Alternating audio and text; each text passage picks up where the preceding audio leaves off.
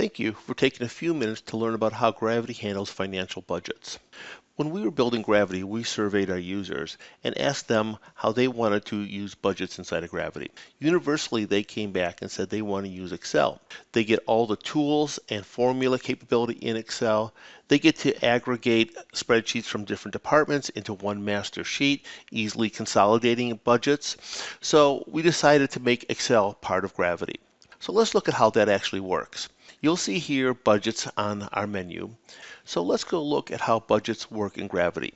First, let's look at an existing budget. You'll see that budgets have a name and a fiscal year, and then we can look at the details here behind the budget.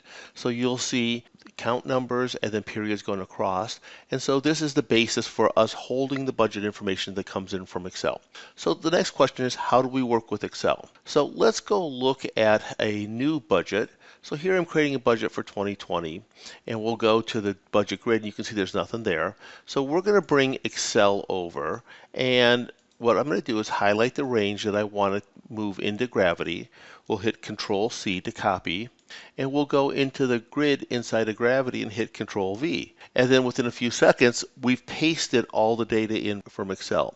Now we can reverse the process very easily. We can take budgets from within Gravity and paste them back into Excel if we want to edit them or manipulate them for next year, for example. So if I go back for a second here, you're going to see that we also have the ability to have multiple budgets for the same period. So you can see like an original budget, a revised budget, so on. You actually have several budgets for 2019. And then we can bring those into financial statements.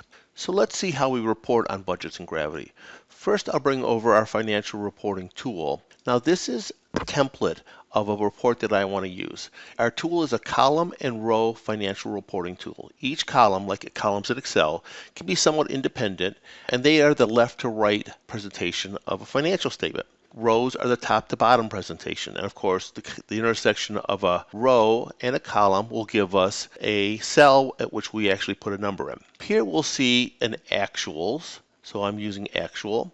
Here you'll see I have my original budget. I have a calculation, which is a variance between these two. I also have my revised budget and another variance column. You can see that I can report on not just one budget, but I can report on multiple budgets in the same report. So let's look at what this report would look like. I'll move this aside and we'll take a quick look. Here you'll see, and of course there's drill back if you'd like to use that, but here you'll see the actuals, the original budget, the variance, and then the revised budget and the variance.